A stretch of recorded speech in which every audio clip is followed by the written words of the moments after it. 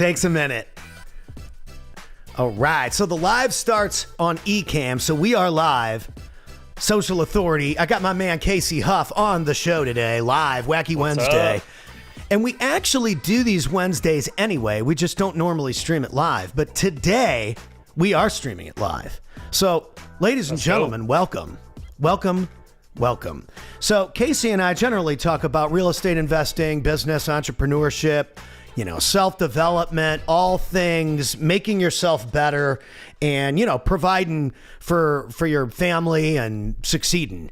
And that's the American dream. That was when we were growing up. That was the American dream, And I think it's kind of funny how things are now. It's like, that's what everybody wants. I just want to do my thing, be left alone, live my life, do good deals with good people and move on. And I think that the more you just focus on doing that, anybody out there, the more successful you're going to be and the happier you're going to be in life. Because if you're always trying to be something, then you're always trying to be something instead of just being you. Doing it. And or doing it. And so, Casey, being a real estate investor, most likely has tons of insight that he's going to drop today. He does it every single week. And we wanted to start streaming these live because we already have these calls to chop up on social media pages. And I'm like, you know what? Let's just turn it into an episodic thing. So here we are. For sure. So Casey Huff in the building, and tell people about what your real estate investment company does. Pretty much what we do is we buy and sell properties that we network and have other wholesalers, other investors send to us that we buy, as well as my team. We do a lot of direct to seller marketing. And once we buy those, we pretty much do multiple exit strategies. We clean them out, sell them as is to other investors. We'll put some lipstick on them so they'll qualify for financing, so families can go in and do their own personal touches, or we'll just turn around and flip it all the way to provide a great end product. It's pretty much we stay in our bubble in residential real estate, and it's a method that has worked well for the last 5 years for my partner and I, and been some ups and downs, but there's no point in changing how and what we do. Well, I think that if it works, why fix it? And that's the oldest slogan in the book, but it's so true. And I think when something does start working, people start thinking, I got to try something else now. And that's actually the opposite of what you should do. When something starts working, you should keep doing it more, double down, triple down, quadruple down. And I remember meeting Gary Vee in 2016. I played in the corner of his book signing. I made him some funny little tune, and he was like, "Yeah, come jam in the corner." And I was already going to be downtown in San Diego anyway, so I was like, "I'll just come do it." And that was the first thing he said to me. Was like, "Dude, the song thing was so funny. Like, if you do that for tons of influencers, you could probably get on conferences and this and that and the other thing, but you're going to have to do it 4 times a day." And I was like, "Dude, 4 songs a day?" He's like, "Come on, man." He's like, "You're crazy. Coming down here jamming and stuff, you can do 4 or 5 a day. Easy." And I think that most people don't have someone telling them they're even capable of that kind of output in any category. So why would they go out and think that they could do it? And I think part of our job as entrepreneurs and business owners and investors and whatever we are, dads, is to give people the correct things that work for us so that they can just do it right now and make changes. And in real estate, there's fundamental things that have worked forever in real estate. Now, things change, the markets change, interest rates change, funding changes, X, Y, and Z, but a good deal is a good deal. Explain to people what is a good deal in real estate.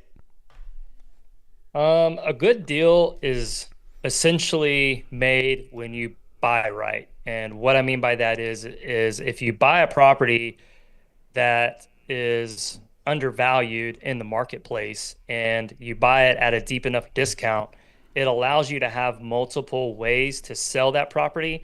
And that is how you have a good deal. Because if your first exit strategy works and hits and you're able to move it very quickly, nine times out of 10, that's going to be your highest and fastest profit margin.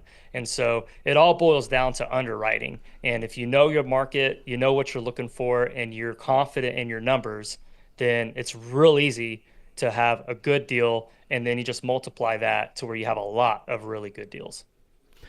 Now, when it comes to exit strategies,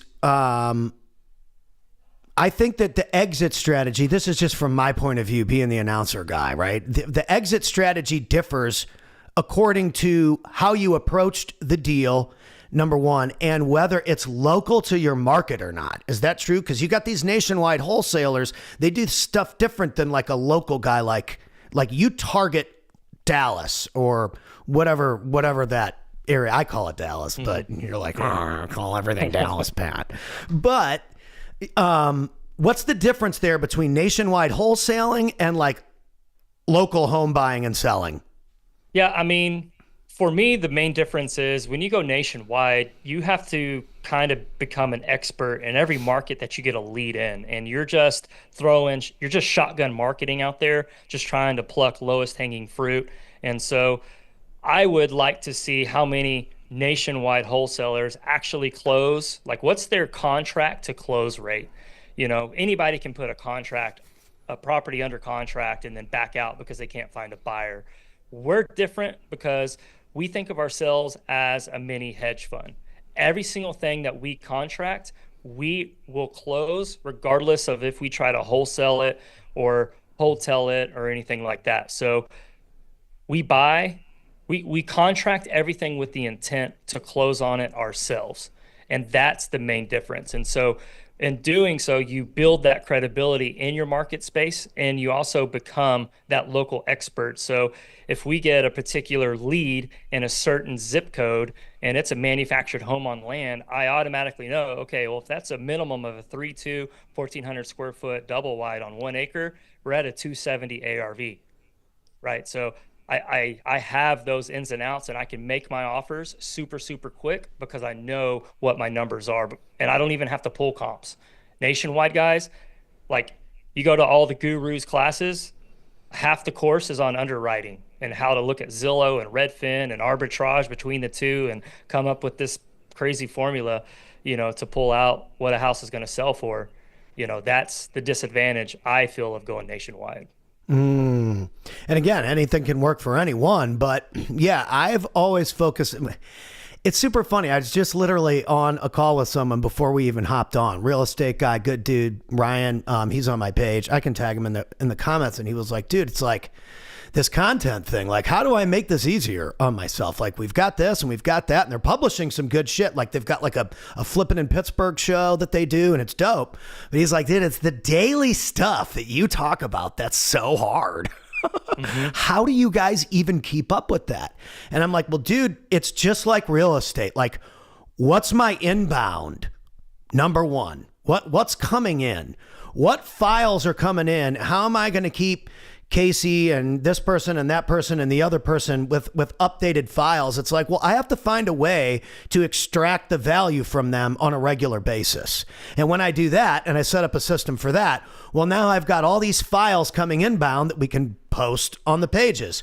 And so you've got to think about, if you're someone out there who wants to have daily content, you have to find some kind of system that works for you to actually film.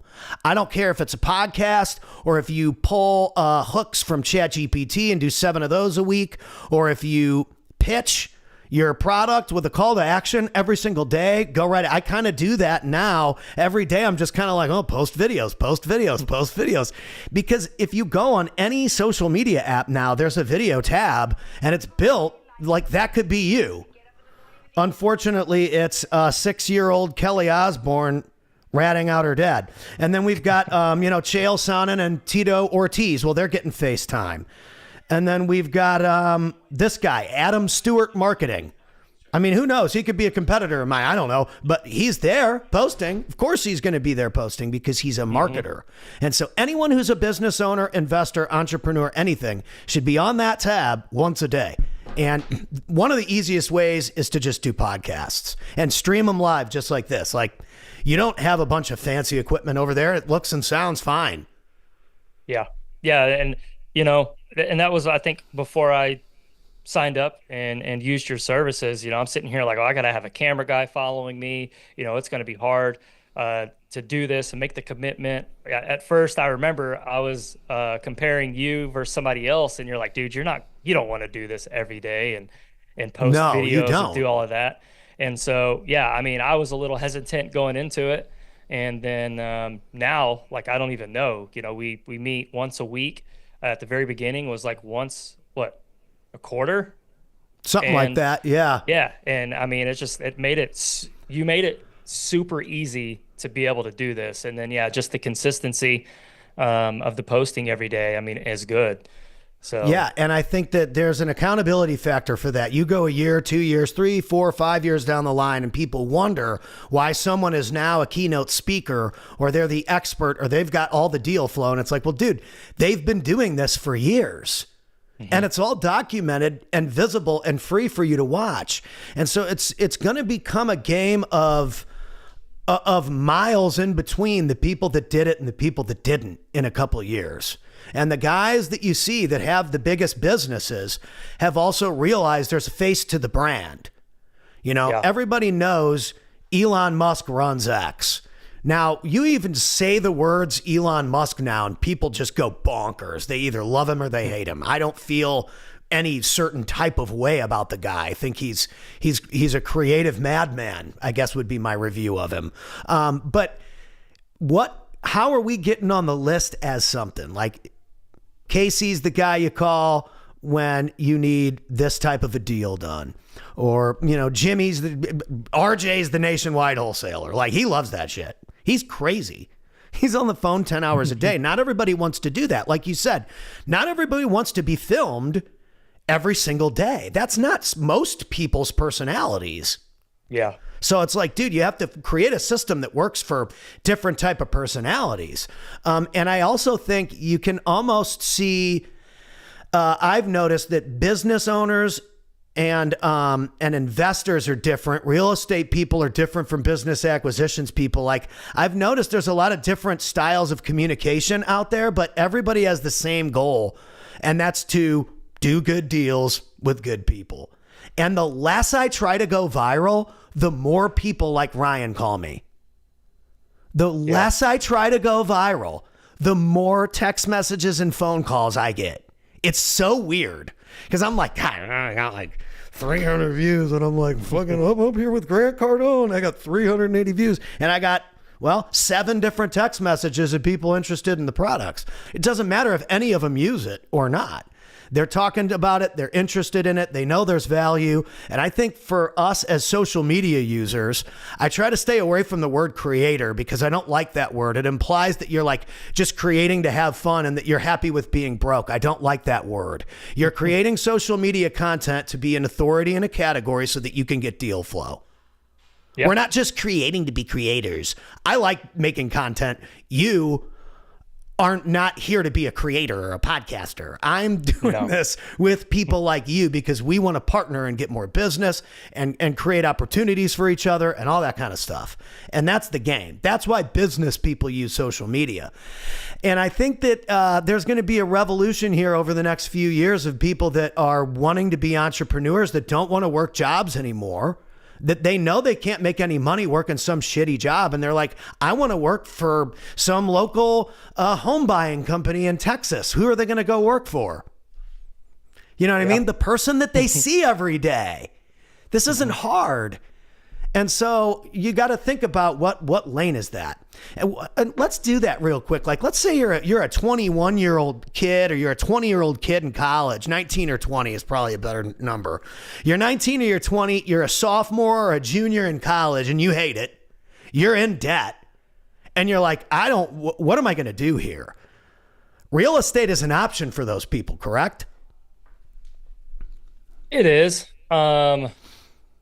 So if you're a sophomore in college, you're what, 19, 20 years old? 19 or 20, yeah. I would go sell cars for 4 years.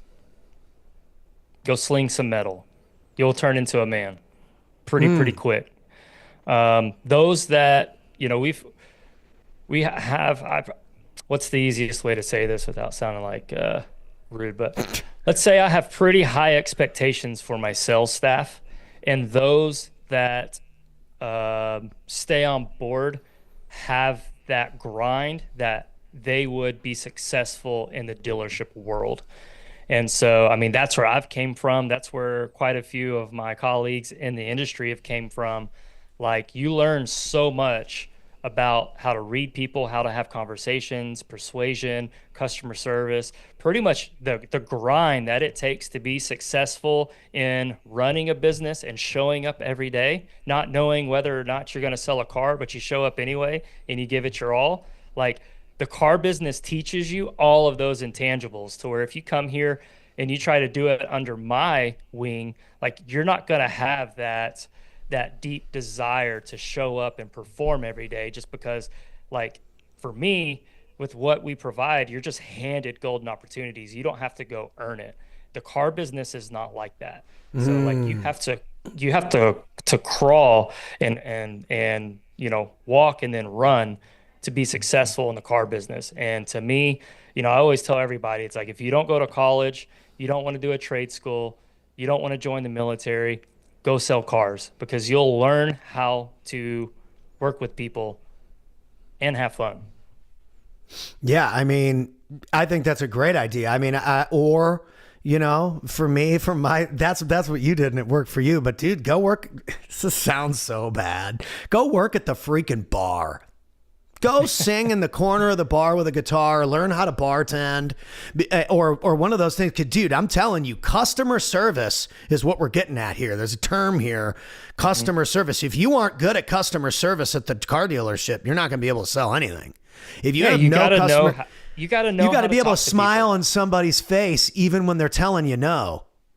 Correct. And it's like, man, there is no place like a car dealership or a sales job, or you're working at the bar where everybody's just comes in like a tornado. Sometimes they got their kids are squirting ketchup all over the place. I remember I would be playing and I'd see a kid squirting ketchup all over the table, and I'm like, oh, you punk ass kid, dude. And then like the parent, like, sometimes they say something, sometimes it's like, come on. But hey, I mean, now I'm the parent, and dude, my kids don't squirt ketchup on the table. It's rude, and somebody now has to clean up after you. So you clean it up yourself. And so these are all good lessons on growth. And if you don't sell cars, or you don't sell acoustic gigs in the corner of the bar, you don't eat. Correct. So, I mean, I think there's something to be said for how hard someone's willing to work when they're either going to starve and die or make it. Yeah. Most people have never actually faced the ultimatum that I will not eat or have a place to live ever unless I make it. Correct. Yeah, like to not have a safety net or a fallback, you really understand who you are and what you have to do day in, day out to survive. And so that's 100% transitioned over into real estate. So, I mean, that's why I've always said, like, if I had to start from scratch, I would be right back where I am, and, probably 80% of the time faster, because I know how to do it and I know the grind and from all the mistakes of building what I've built now. Well, dude, totally. And the other thing that we're noticing now too is, and I was talking about this with somebody the other day, it's like all our clients that have been with us and that are doing great are focused on whatever their business is first. And then they make sure that they've got like content to go up daily, like third or fourth. They do it. It's on the list, but it is not.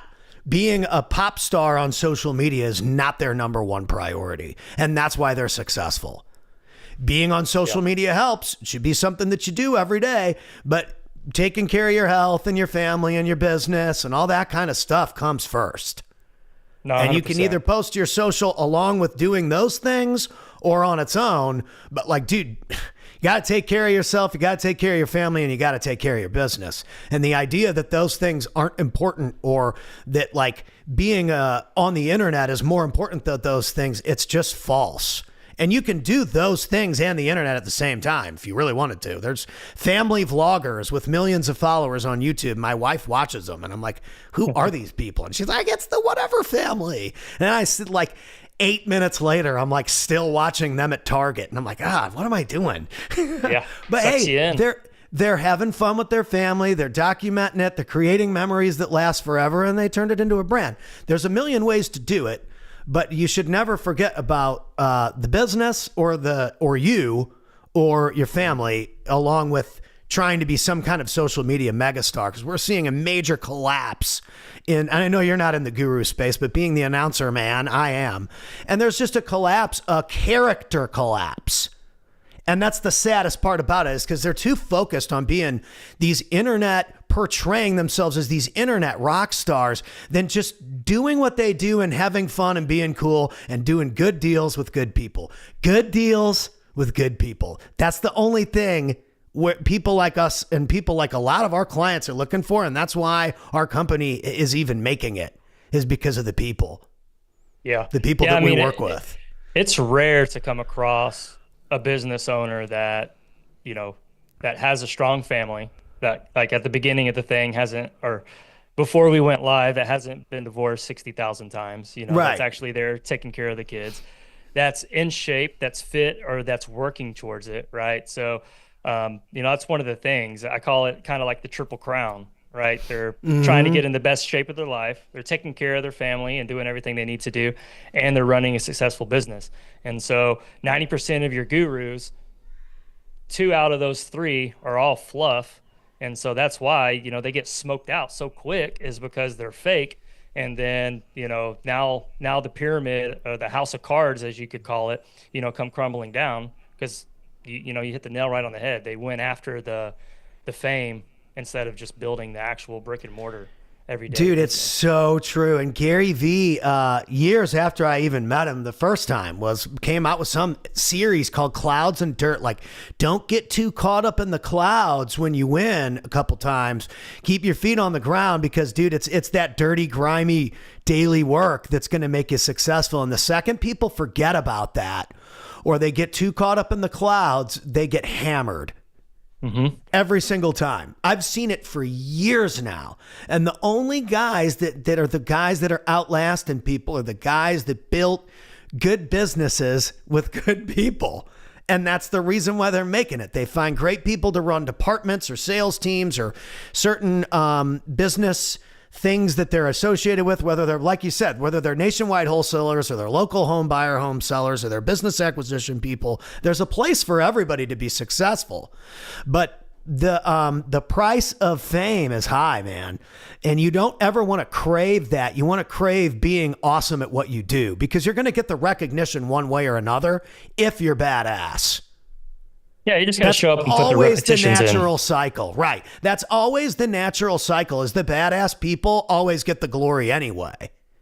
And I also think that people don't care about follower counts anymore. Like it used to be, you'd get your account, you'd juice it up to 600,000 followers and get all this fake engagement and stuff like that. Like, you got these guys that got 600,000 followers and 18 likes. Like, bro, we knew you were full of shit 2 years ago, but we definitely know you're full of shit now, because they can't even afford to do those auto likes. And I don't even think Instagram allows it anymore. So now you're in a situation where nobody cares about this vanity metric that you spent so much time and energy on. And that can be devastating for people, because they've built their entire persona on that being their level of success. And it's like, success isn't based on that at all. Yeah. They got it backwards. Social media is supposed to be a place to just have conversations with people that are interested in being social about what you do. Not hard. Oh, yeah. So it's just funny, dude. It's just funny. So let's say somebody's looking for their first deal. They're looking for their first deal. I have a friend. He does like transactional lending. So he would like fund the earnest money deposit on a wholesale property or something, and he's just like, he can't find deals. Well, how do we help people like that? Because I would say most of the wholesalers that are big don't need it, right? They could put it I down on mean, their own. I guess Or it what does that look like? depends on what you want to do, right? Like, are you wanting to just wholesale? Or are you wanting to be a fix and flipper? Are you looking to buy rentals? I mean, there's like, if I need fast cash, right, then, I'm going to go after people that have problems with their properties that require them to sell fast. If I'm looking for steady deal flow, then I'm going to go for a slower, we call them vexations in the REI SIFT world. So I'm going to go for a slower vexation to where I have, 4, 6, 7 months to just nurture that and build the relationship.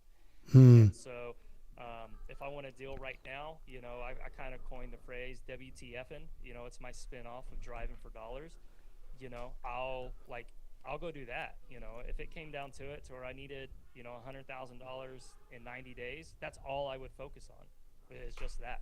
On the streets, just hand to hand, just running deals face to face. Yeah, there's a methodology to it. Everybody in the real estate world's heard of driving for dollars. Well, you pretty much Yep. just go for the cream of the crop of driving for dollars, and that's pretty much it in a nutshell. But like, when you do it, 1 out of 10 is a deal. And so that's why I've mastered being able to do it just looking at my data. And then 1 out of 10 is a deal. But if I'm brand new, I don't have data, then I'm just going to go look for the best of the best in my area, driving for dollars, go to a real estate meetup, learn who the actual players are in the market, and then partner with them and say, hey, hold my hand, show me how to do it. I'm going to go find you properties and teach me, how to do a rehab estimation, how to figure out the value and stuff like that. To me, that is the easiest way to really get going. Yeah, yeah, totally. And I mean, that takes time. It takes a couple days. If you work a job right now and you want to get into real estate investing, I would argue that the best time to start is just on the weekends. Work those weekends, Friday night through Sunday night, because you could put up bandit signs, you could meet people, meet with sellers, knock on doors, do all kinds of stuff, and potentially do that 100 grand in 60 days, like you're talking about, correct? Or do you think it requires more time than that? I mean, I think most people, like, whenever I was really trying to be in the Facebook groups and stuff, like most people, it took them 6 to 8 months to get their first deal, just because it is a pretty steep learning curve. But if you have somebody that's an expert in your local market holding your hand, saying, this is the numbers, this is where you need to hit them, and kind of just walking you through it, you'll do something much quicker. I think the problem is everybody just wants to do it on their own. They want to make that big, commission check, the 10, the 20, $30,000 assignment, and not splitting it with somebody to show them how to do it. And you can cut that 6 to 8 months down to probably like 1 or 2 weeks. Because if I had somebody come in here that was just absolutely had no idea what to do, but they showed up and had the dedication, we would probably have a deal in probably the first 10 days. So again, that college student out there that needs that money, or maybe they've taken on some debt, and we all know that like college debt, you can't even erase it. I think my wife still has some. They moved it all around so many different times from all the different COVID stuff. Who knows where it even is. But it's one of those things that the American income projections are so disproportionate when it comes to an employee versus a business owner or a contractor that it should be obvious to people that the best way to win financially is either sales or business or working for someone that can do both of those things really well. And again, I think that's another reason why the gurus come off as so attractive to young people that don't want to go to college. This person has to have the magical formula. They've got to have the magical formula, man. Look at them. And they get fooled. And the thing is everything that you walk, it doesn't matter what industry a young entrepreneur wants to get in, right? If you want to do e-commerce, you want to do, you want to TikTok shop, you want to be in real estate, you want to flip cars, all of that, if you don't have the intangibles to show up every day, be consistent. You're going to get your butt kicked today, but still show up tomorrow like it's a brand new day. If you don't have those intangibles, it doesn't matter what you do, it'll never work. And so that's why just so true. Yeah. And that's why I was like, unless your back is against the wall, none of that's going to matter, because very few people just have that. They don't know they have that gear until they got to drop down and get it. And so, and I think some people have that, they can lose it. Yeah. No, I think that they just get get of it all the time. Yeah. They get I don't want to go to gear 5 today.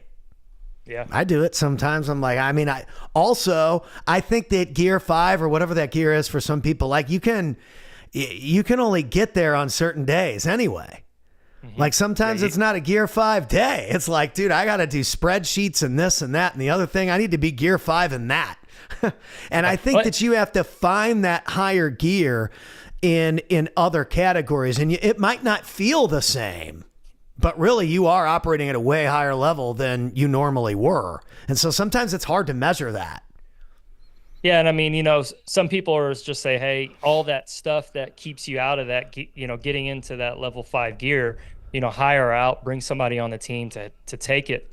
But sometimes, like for me, I need to step away from being at that higher level so I can rethink and re-strategize. So whenever I get back into it, I'm just that much more laser focused at getting stuff done. And you're even more efficient and you're faster. Speed is the thing here because we only have so much time. So there has to be some kind of, there has to be some kind of deadline for shit. Like you got to get stuff done in a certain amount of time. The window's closing.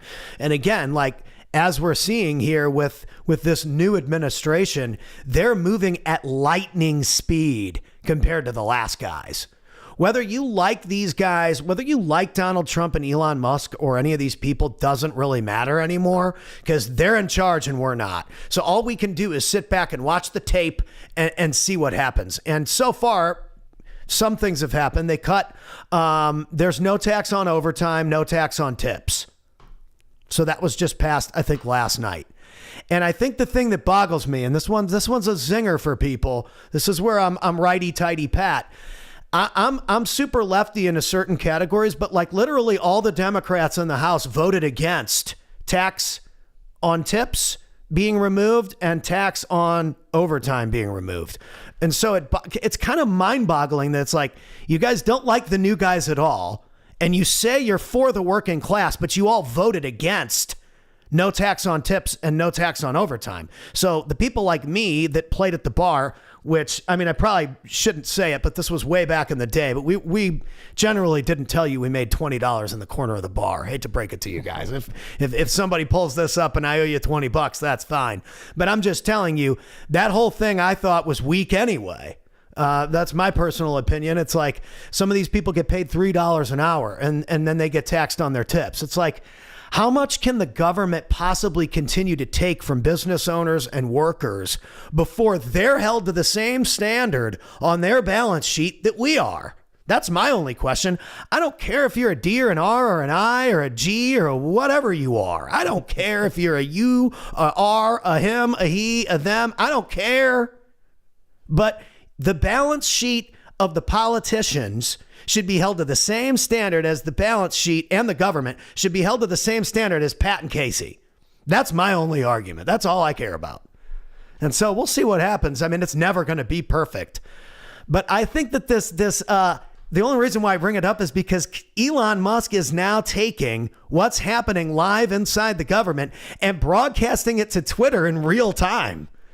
It's on X in real time. They don't even need the mainstream media to tell you what's happening at all anymore. They just tell you from right inside the trenches that USAID stole people's money. They just tell you. I mean, and as times long as have that changed. stays, unbiased, that's fine, but.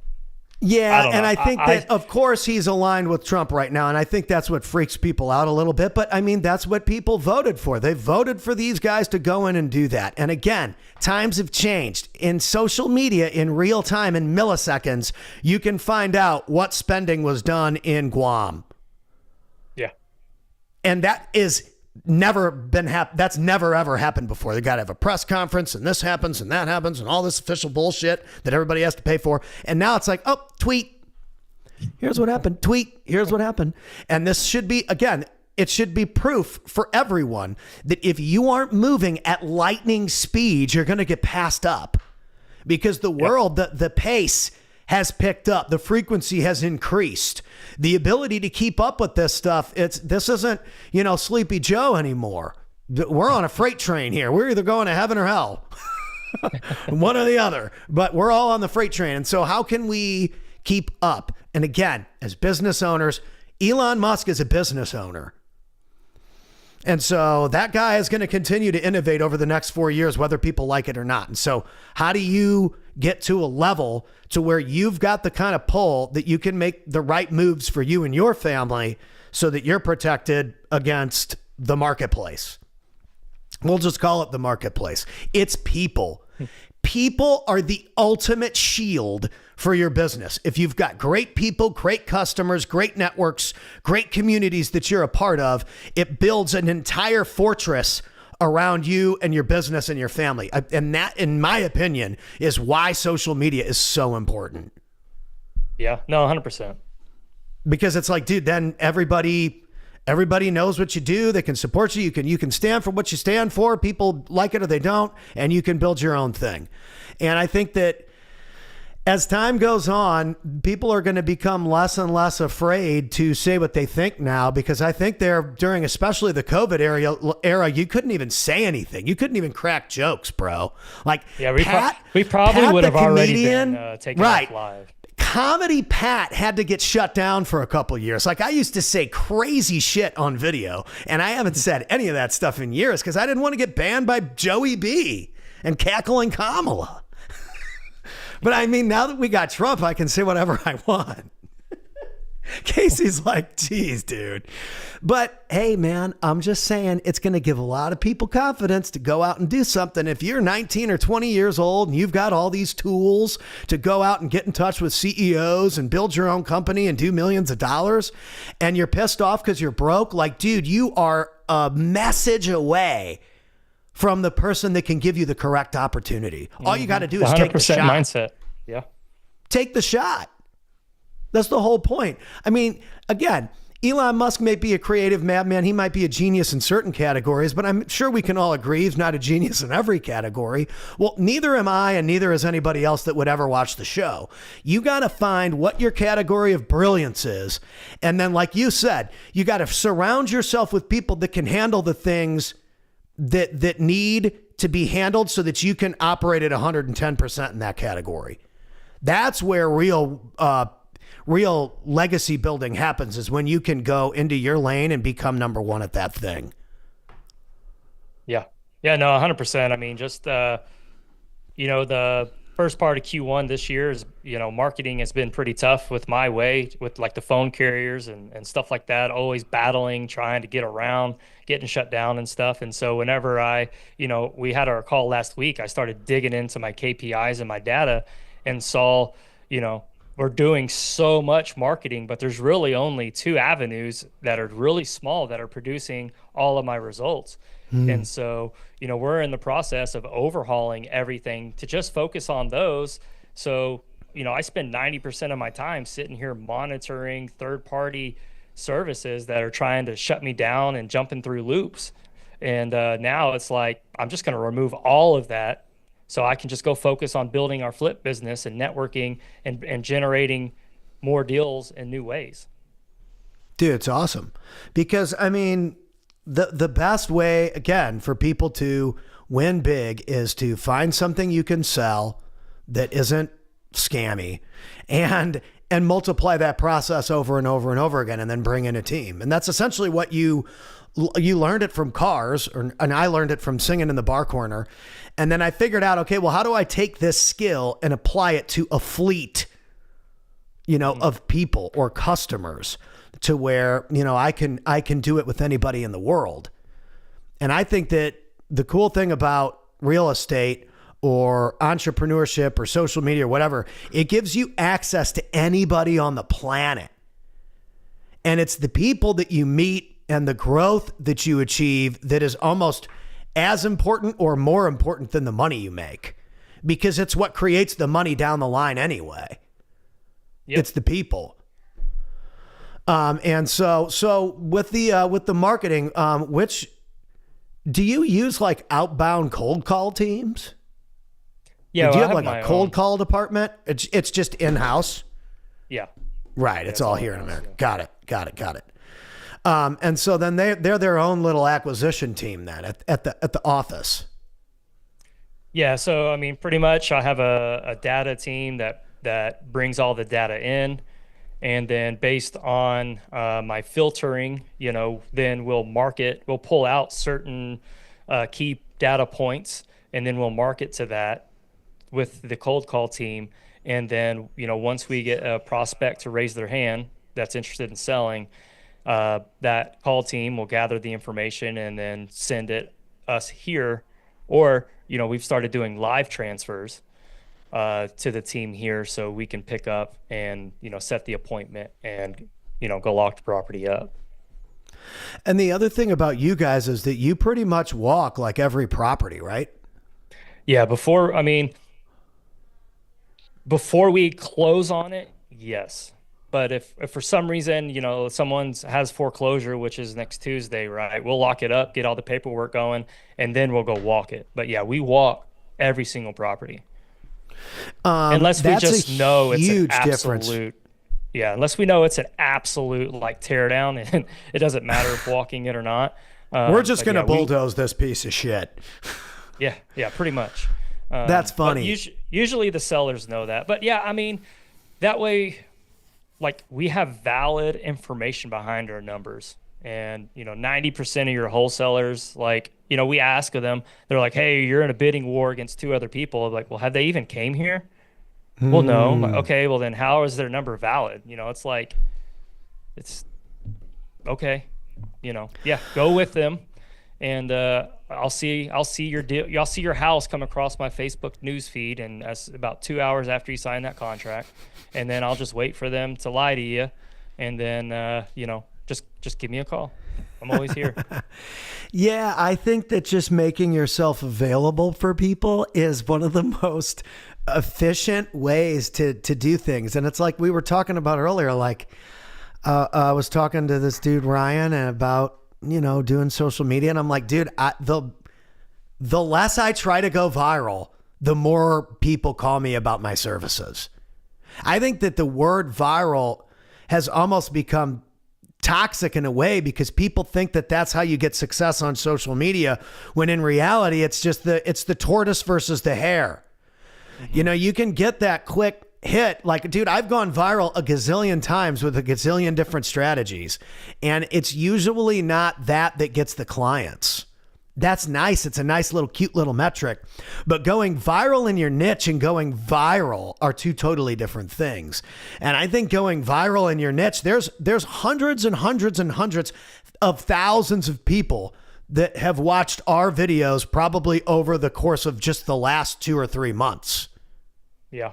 And so you almost have to think about the bigger picture is, how qualified are those people to work with us, compared to if those people don't even care about what we do, or they're just watching us because we're stupid and funny, or it's this or that or the other thing. It's like you said, just because someone's famous or everybody knows that person because they're popular, that doesn't mean that they're successful at all.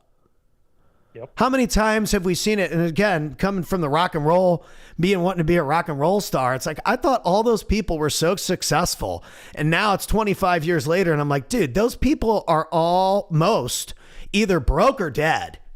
And that's so sad to say, but it's so true.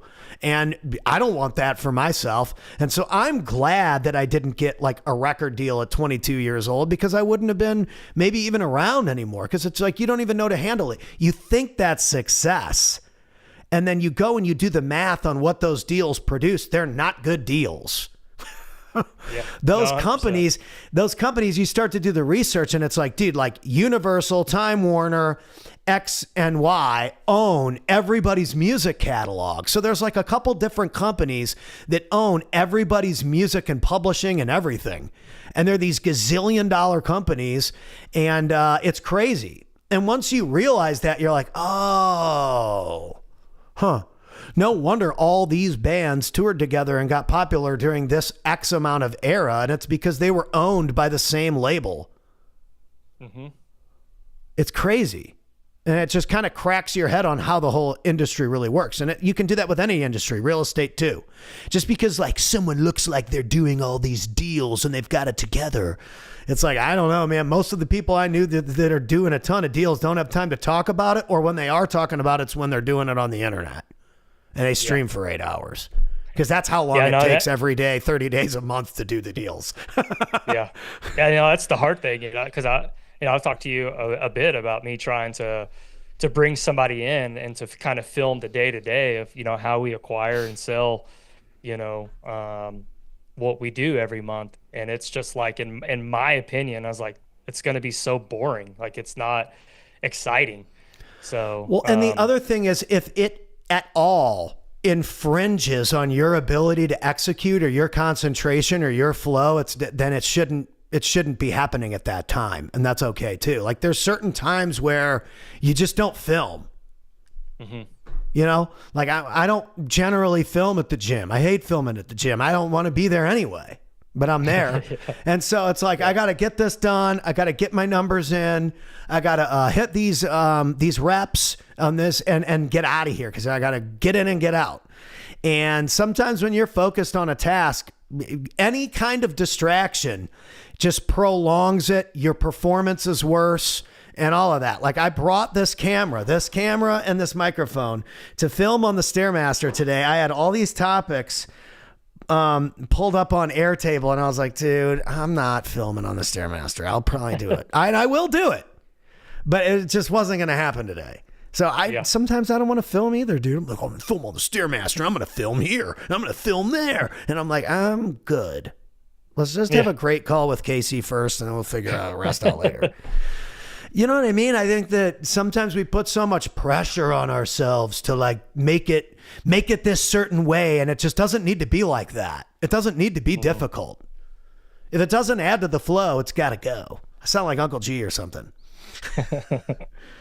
But it's true, man. I think, like you said, the Gear 5 thing's true. Like that maximum gear to try and hit or sustain a 3-4-5 all the time, you have to be able to move between gears and know like when you can speed up and slow down and all that kind of stuff, because you can't just go 110 miles an hour all day, every day, or you're eventually going to hit a wall. Yeah, I think when you're first building a business and trying to transition from a W-2 to starting on your own, you don't really know what 3, 4, and 5 gear is. You just know you got to put in the work and the repetitions.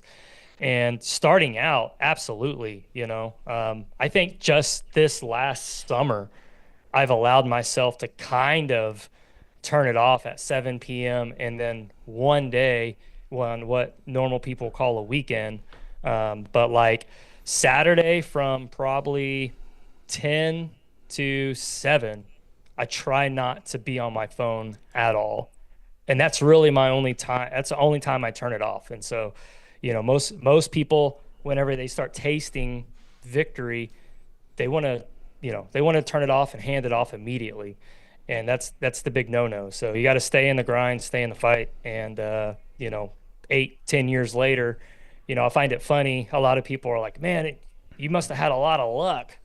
It's like, luck you don't that you create your own luck.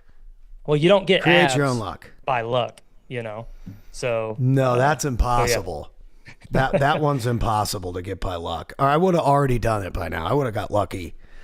I mean, it's the daily in and out. It's the weekly monitoring. It's the accountability. And again, a lot of this will eventually, especially as you get older, it's going to come down to who are you surrounding yourself with. You got great hair, man. I do? No, I got tons. Oh, I got some too. It's coming on the side. I'm losing all my hair up here. It's It's going to go. And I got like the headphones. It might be just a straight up headphone divot from years and years of wearing headphones. When nobody was looking, we always had headphones on. So who knows? That might be where it comes from. But again, it's like, who cares? Can't control it. Maybe I'll shave it one day. Maybe I'll just be walking around with a bald head.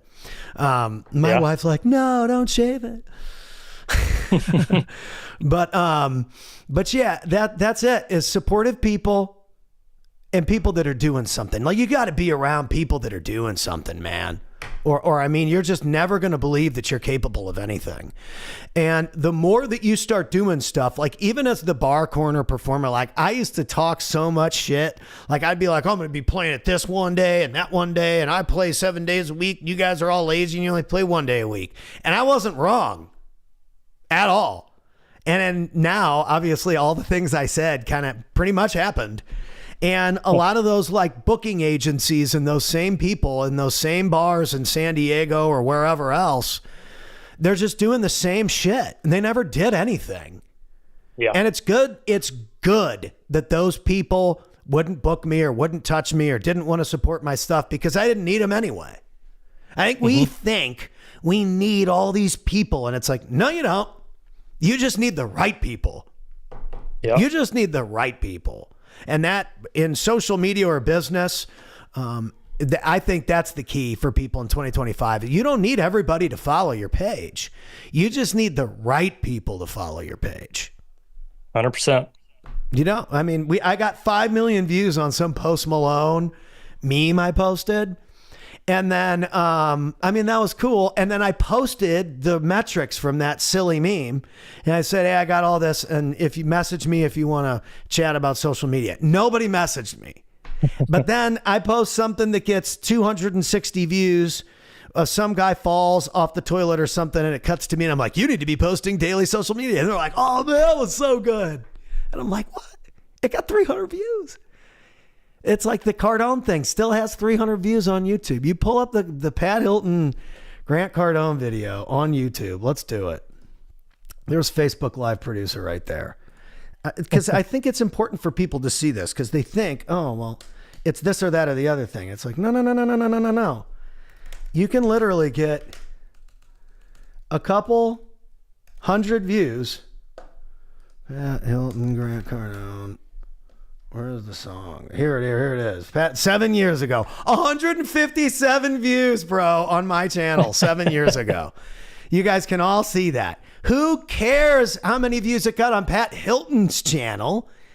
It got shared by him to his channel, and then it got me on his stage. Who cares about how many views it got?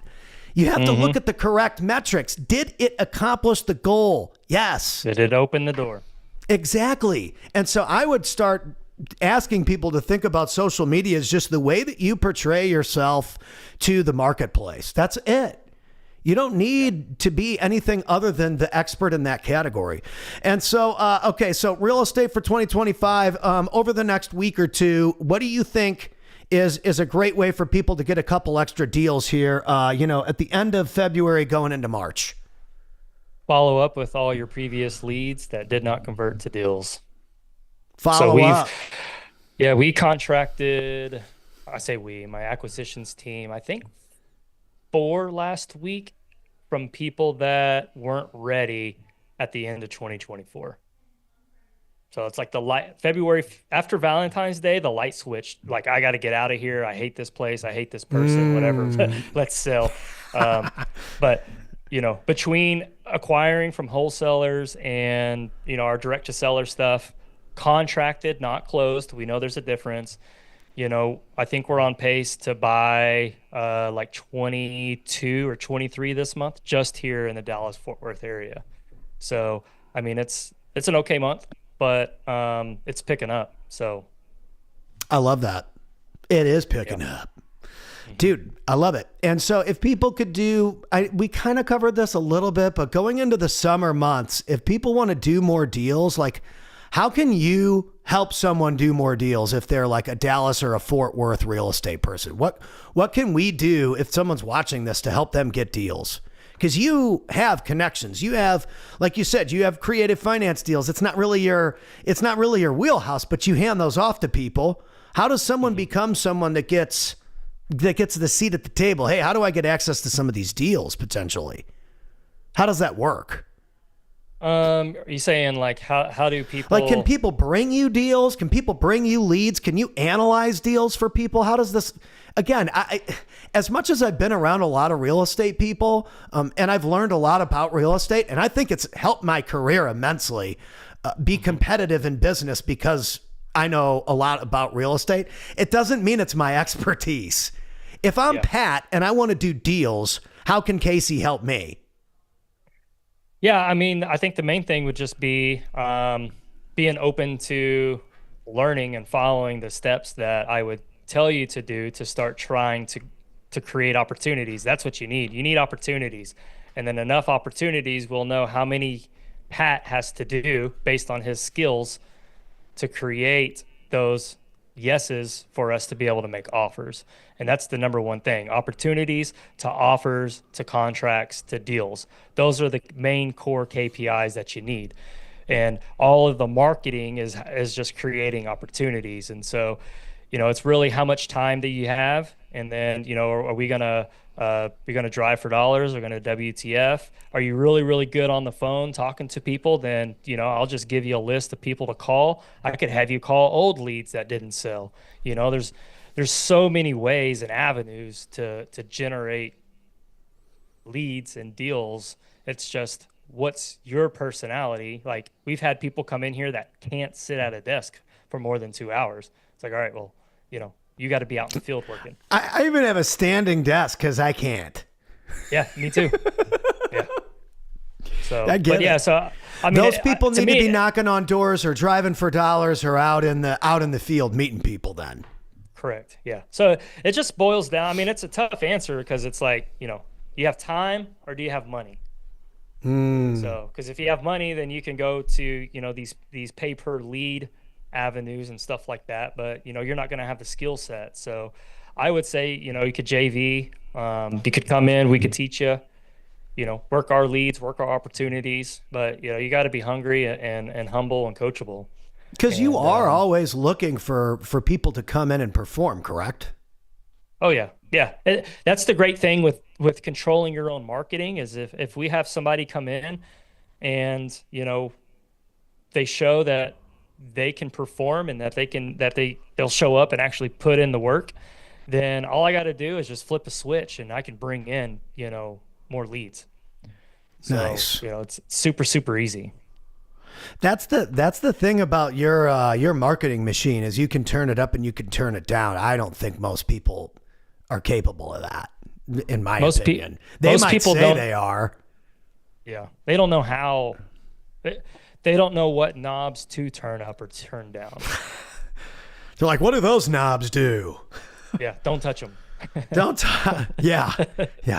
So, right. and I think that another big issue is people think if they turn a knob up for more leads, it's instantly going to happen. You almost have to wait 60 to 90 days for that wave to come in. So if we're going to say, hey, we're going to spend another $10,000 a month in mail, I don't expect to get any results from that until probably 6 to 7 weeks after we start sending that stuff out. So it's not a right now business. Sometimes it is, but you got to go into it with the mindset that it's not a right now business.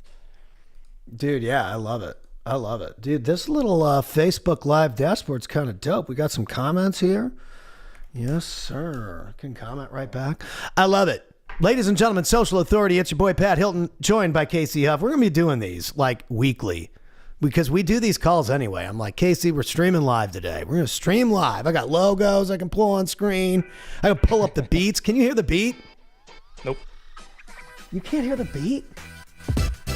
What about now?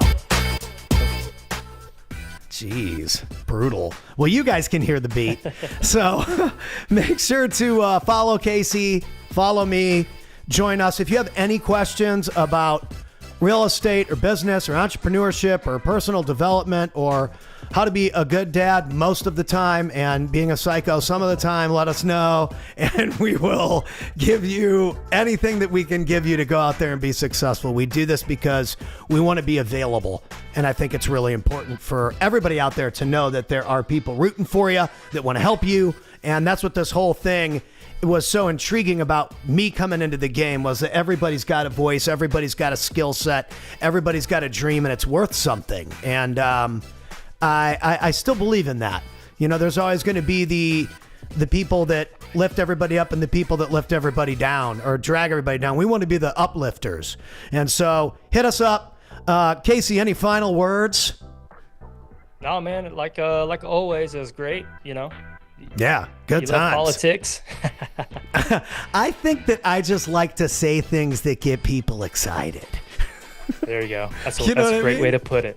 I just like to get people excited. So, you know, I go for those. But yeah, beautiful. Ladies and gentlemen, we'll see you on the next one. Peace.